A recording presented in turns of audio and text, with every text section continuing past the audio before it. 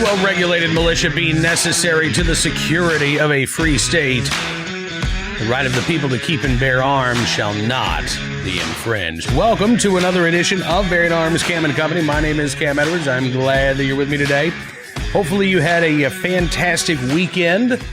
We've got a lot to talk about on the show here. And listen, I do want to start with a personal request, if you don't mind. You know, if you watch this program on a regular basis, or if you follow me on Twitter at Cam Edwards, you know that the reason for this glorious long beard of mine is that my beloved wife, Miss E, 4 years ago, diagnosed with lung cancer. And since I am follically challenged up top, shaving my head didn't make a lot of sense. She said, grow the beard out in support for me instead. I said, all right. So I've done that. Trimmed it a couple of times. She actually was cancer-free for about 8 months or so, but for the past probably 2 years, she's been going through chemo on a regular basis. She's got, 2 months ago, we got good news. And she got the word that the chemotherapy that she's on is actually shrinking the tumors. It's pretty incredible.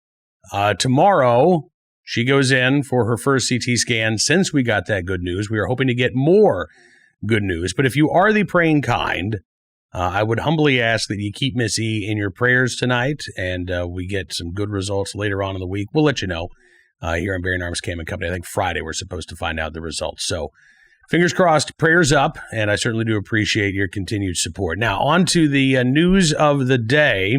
We are 50 days away from Election Day. And Joe Biden is getting a big boost in the battleground state of Florida, where Michael Bloomberg is airlifting $100 million.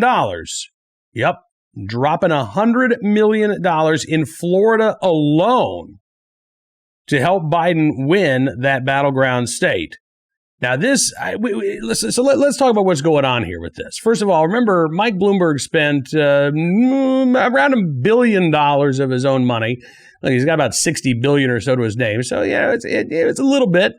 He might have felt it, but he has plenty of money left to spare. He spent $1 billion when he ran for president. And that $1 billion did not get him the nomination. In fact, it didn't even cause him to win a single primary that I can remember. Now, it seems, 2020 has been the longest year in history. So maybe he did, but I don't think he did. He was still, sort of middle of the pack despite that influx of spending. So does $100 million guarantee that Joe Biden's going to win Florida? Absolutely not. As a matter of fact, already about $300 million has been spent or has been allocated between both parties to spend in Florida. So if you live, by the way, in Florida, get ready, because I have a feeling that 98% of the commercials that you're going to see on television, the commercials you're going to hear on radio, the ads that you're going to see as you're scrolling through Facebook, they're all going to be election related. And it could be that a majority of them are going to be pro-Biden ads. Although, as of right now, Republicans actually have a slight spending advantage in the state of Florida. But let's go beyond just those numbers. Why is Joe Biden why is Michael Bloomberg committing $100 million to Biden's campaign in Florida? Donald Trump talked about it yesterday. He said, I thought Mini Mike was through with Democrat politics after spending almost $2 billion and then giving the worst and most inept debate performance in the history of presidential politics. Pocahontas ended his political career on the first question over. Save New York City instead. Well, it's not up to Michael Bloomberg to save New York City anymore. No, that's entrusted to guys like Bill de Blasio and Andrew Cuomo, and we see how well that's going with shootings and homicides at 20-year highs in New York City right now. Why, however, is Michael Bloomberg focusing in on Florida? I mean, look, he's spending a lot of money all over the country. He's dropping at least $10 million to try to flip the Texas State House in November. He's committed to spending millions of dollars in other states as well. But $100 million in Florida, that's noteworthy. And I think the reason for this is simple. The Biden campaign and Democrats are terrified that they're going to lose the state of Florida yet again. There was a poll, I don't know if you remember this, it came out last week. I couldn't even tell you what the polling firm was, but the takeaway headline was that among those who responded to this poll in Spanish, 2/3 of them said that they were planning to vote for Donald Trump. Yeah. And that is, again, after 4 years of the media telling us what a horrible racist Donald Trump is, what an awful guy he is, how could anybody on earth support him? 2/3 of those responding to this poll in Spanish say that they're planning on voting for Donald Trump. If you are a Democrat, that is that's increased your pucker factor quite a bit. You have got to be gravely concerned that Joe Biden is in trouble in the state of Florida. And I think you should be gravely concerned about that. So where's this money going to go? According to ABC News, Bloomberg is basically spending this money on television ads, digital ads, blanketing the airwaves over the next 50 days or so. Actually, early voting begins later this month in Florida, which is also important to keep in mind here. What kind of impact might this have? Listen, it's not going to have no impact whatsoever. But I'm convinced that in this election cycle in particular, the typical television ads and the typical media buys are not going to resonate the way that they have in years past. A perfect case in point, again, Michael Bloomberg in his primary race, dropping over $1 billion. And, look, it probably helped, but it didn't get him over the finish line. Certainly didn't help him win a huge majority of delegates. And in fact, Bloomberg dropped out of the primary fairly early on after spending more than $1 billion in his campaign. So if you're a gun owner in Florida and you're concerned about Bloomberg is just going to try to buy this election for Biden, yeah, that's exactly what he's trying to do. But you are not helpless. You are not hopeless. There are things that you can do to counter the messaging.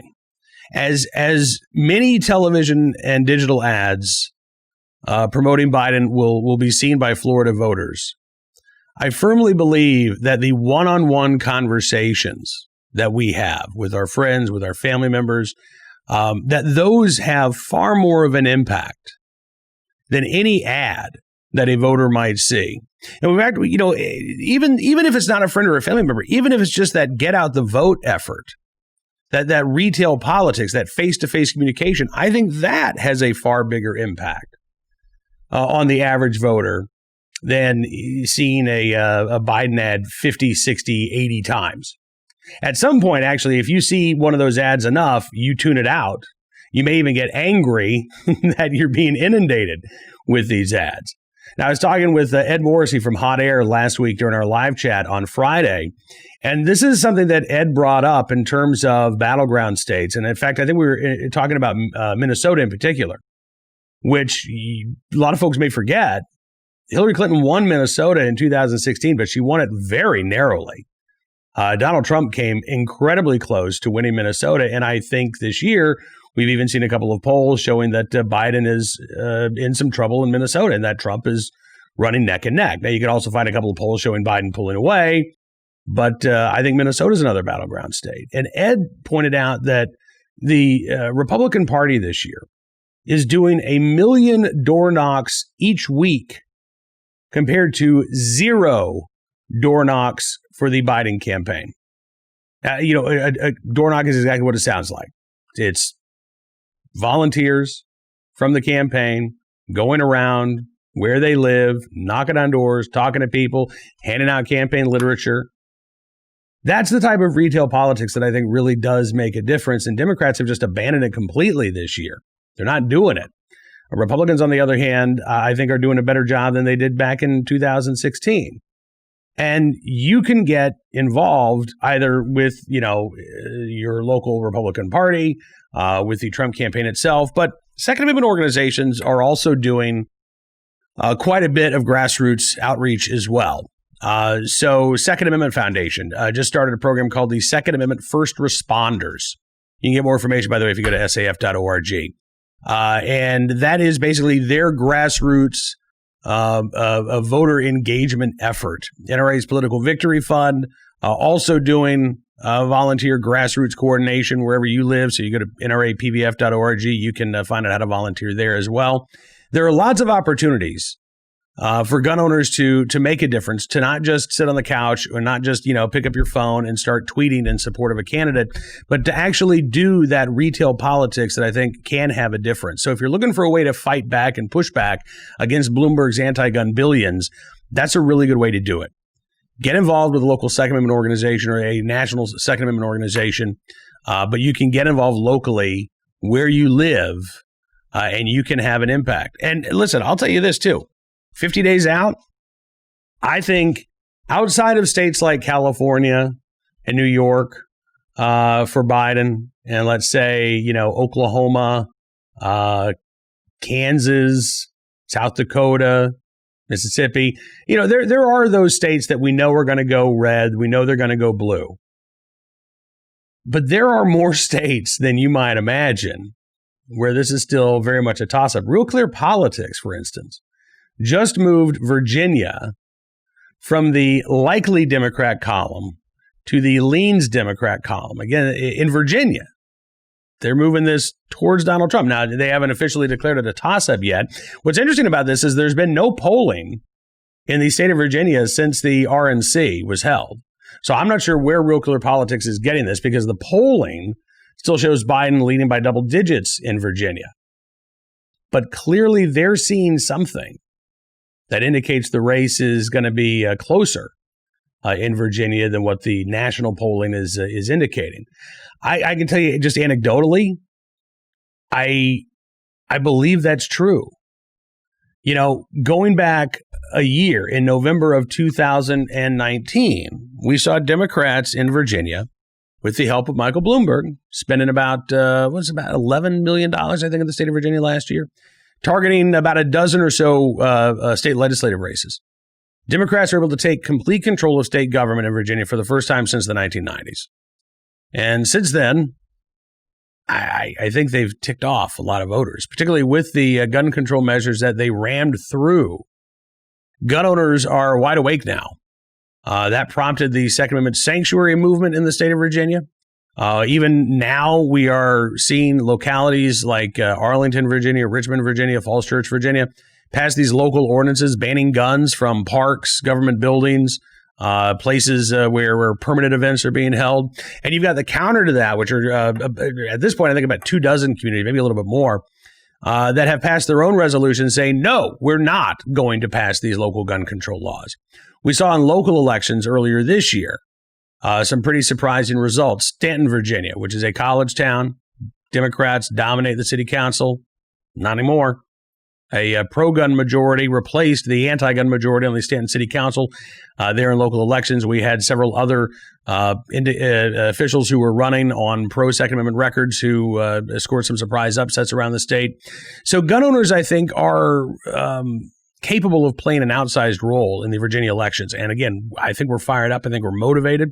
This is anecdotal evidence only. This is not, a strong sample size. But last weekend, not the one that just happened, but week before last, about a week or so ago, I drove from Farmville, Virginia, up north on Highway 15, about an hour, 15 minutes or so, to a little town called Gordonsville, where there's great barbecue, by the way, Barbecue Exchange. Magnificent. Anyway, as I was driving up to get some barbecue, I decided to count the campaign signs on the side of the road. This is rural Virginia. I expected that Donald Trump would have more support, more visible support than Joe Biden. I wasn't sure I was expecting what I saw. I counted 15 Trump signs compared to 3 signs for Joe Biden. And a lot of the Trump signs were very big. In fact, there was a Farmers for Trump. It wasn't even a sign. It was a combine, basically, that it had Farmers for Trump painted on the side of it. And it was, parked in a pasture on the side of the road. Since then, I've seen several more Donald Trump signs pop up. Again, big ones. But I haven't seen any more Biden signs appear.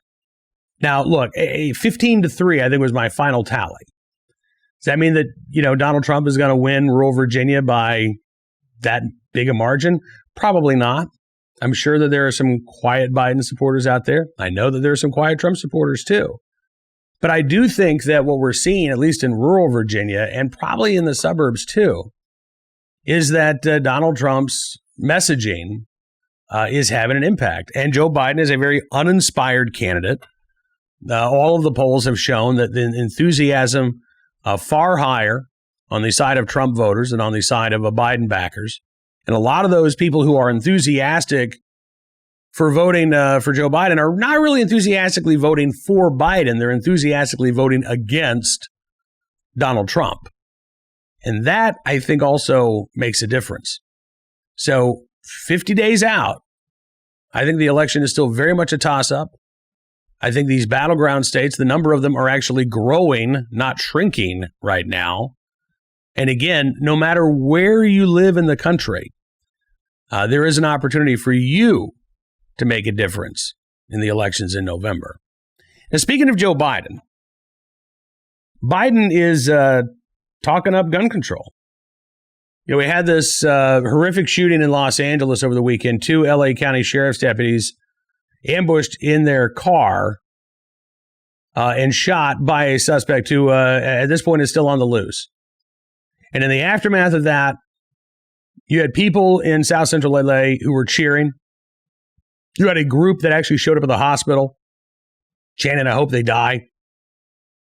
The LA County Sheriff's Department actually had to tweet out, "Hey, don't stand in front of the ER when we were trying to transport people. You know, this is a life or death situation, and you're impeding the ability for us to get these officers into surgery." They don't care.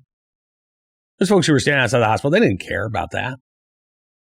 Well, Joe Biden, less than 24 hours after that shooting happened, decided that he was going to push the idea of gun control. Here's the headline from Fox, and here's the tweet itself. "Weapons of war have no place in our communities. We need to ban assault weapons and high-capacity magazines." No mention from Joe Biden about the fact that California, where the shooting took place, has a ban on so-called assault weapons. In fact, they've had multiple bans on so-called assault weapons as they redefine that arbitrary term to encompass and include more and more firearms. They have a ban on quote-unquote large capacity magazines. Any magazine that contains that can hold more than 10 rounds of ammunition is banned to buy in the state of California. Right now, you're not. Well, actually, the law says you're not allowed to possess it, but that part of the law has been put on hold by a federal judge who's declared California's magazine ban to be unconstitutional. Yep, the very same one that Joe Biden wants to put in effect nationwide. Federal judge says in California, no, can't do that without violating people's constitutional rights. No mention of the fact from Joe Biden that the assailant in this case used a handgun. Didn't even use the type of firearm that Joe Biden wants to ban.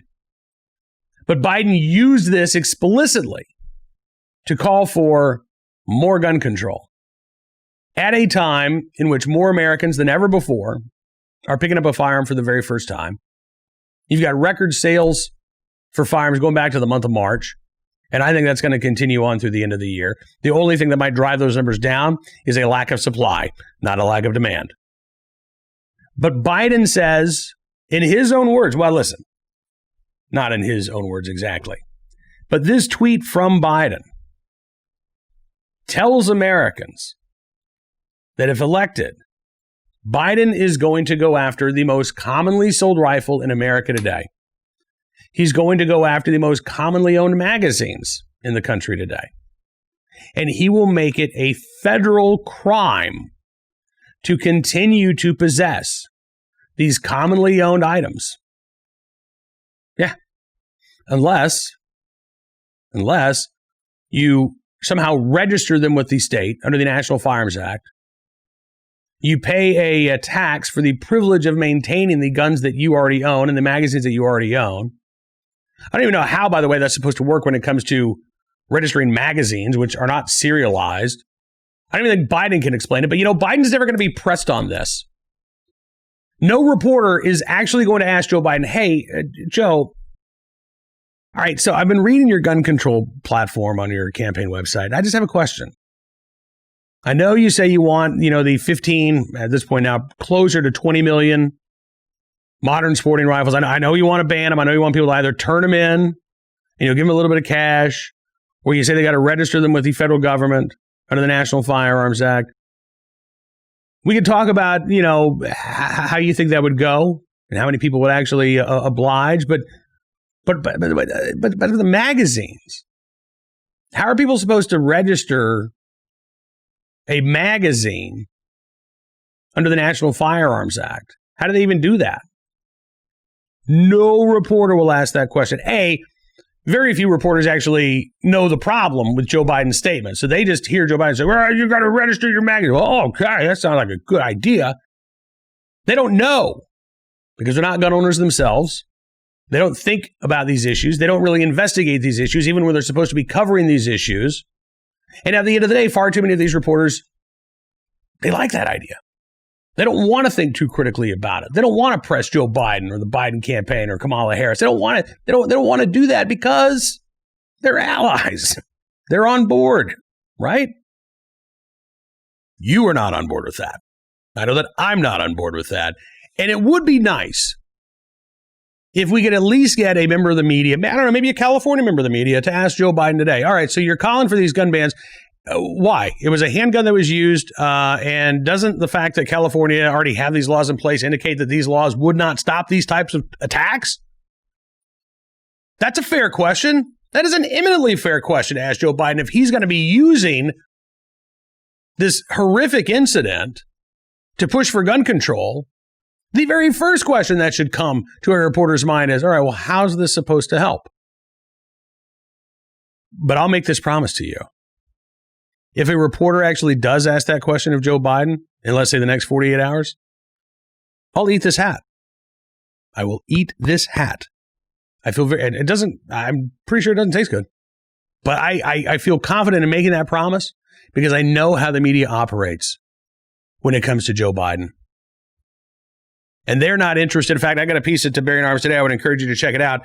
Taking apart a supposed fact check of a NRA ad going after Biden's Second Amendment record. And the media is running cover for Joe Biden right now.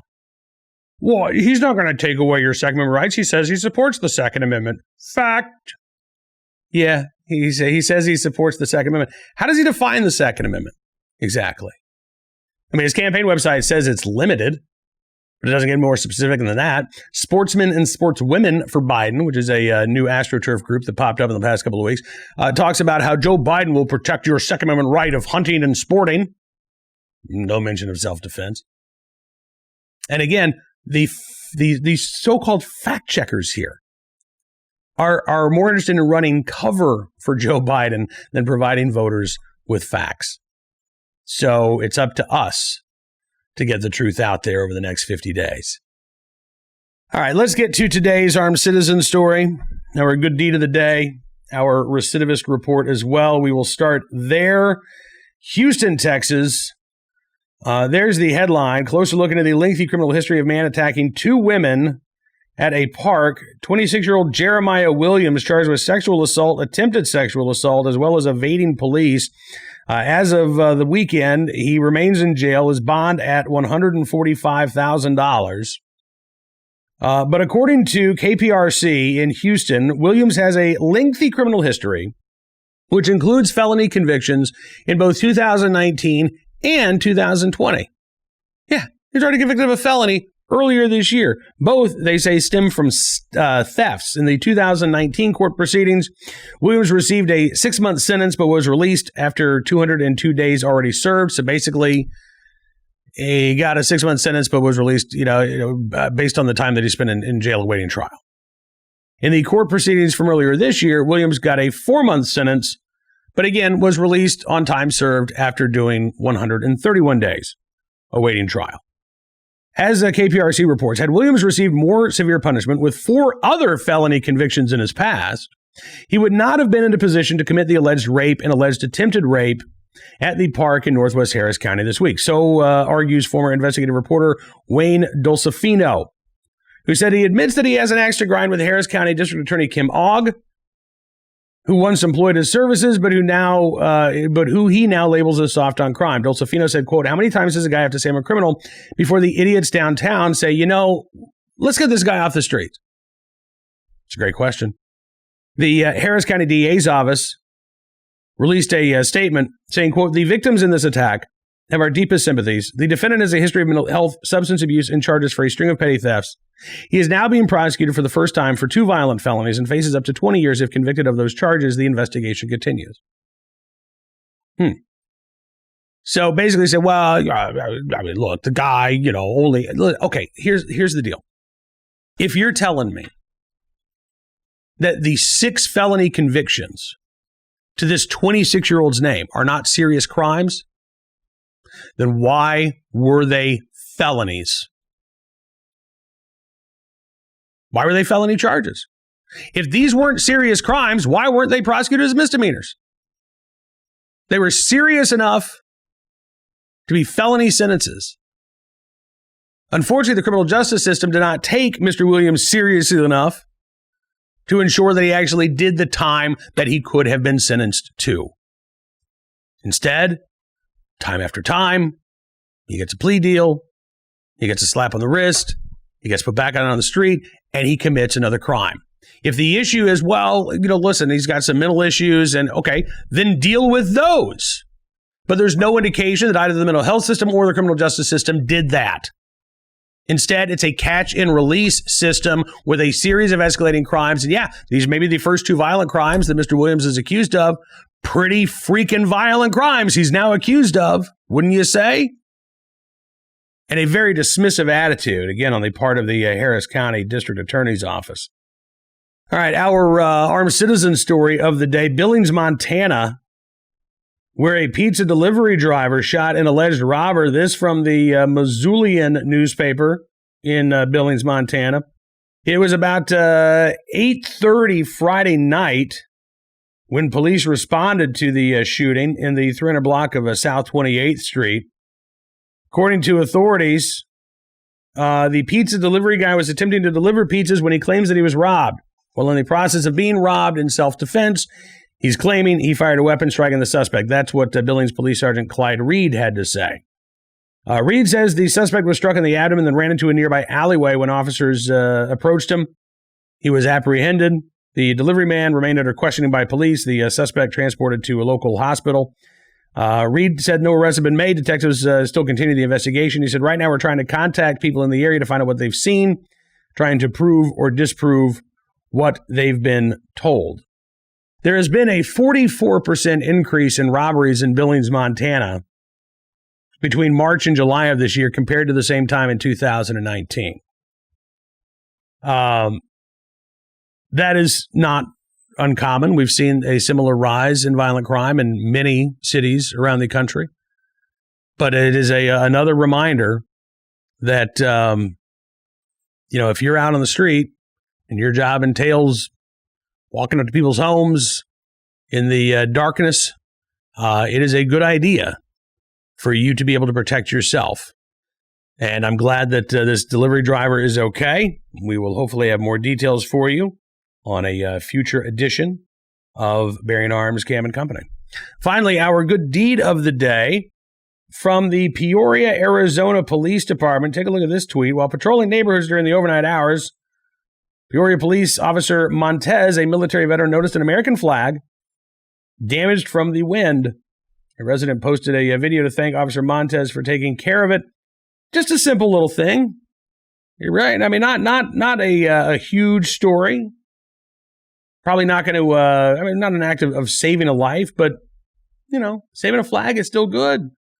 Officer Montez noticed this flag being damaged in the wind there in Peoria, so she rolled up the flag, put it in a safe place where the owner would find it, and that flag's owner, David, then posted that video.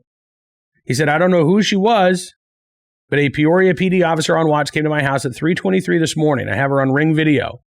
My American flag had apparently separated from its mount in the wind last night. She was vigilant and noticed, and she was gracious enough to roll it up and leave it by my garage door. If she's reading this, thank you and much respect. So in the right place, at the right time, willing and able to do the right thing. Officer Montez there in Peoria, Arizona, we thank you for your very good deed. All right, that is all the time we've got for you on this edition of Bearing Arms Cam & Company. Thank you for being a part of the program today, as always. We'll be back tomorrow with more of the latest Second Amendment news and information from all across the nation. In the meantime, don't forget, you can subscribe to Town Hall Media on YouTube. That way you'll never miss a program. Also, Bearing Arms Cam & Company on Apple Podcasts, Spotify, Stitcher, wherever you get your podcasts, that's where you'll find us as well. In the meantime, until we talk again, be well, be safe, be free, and we'll see you soon with another edition of Bearing Arms Cam & Company.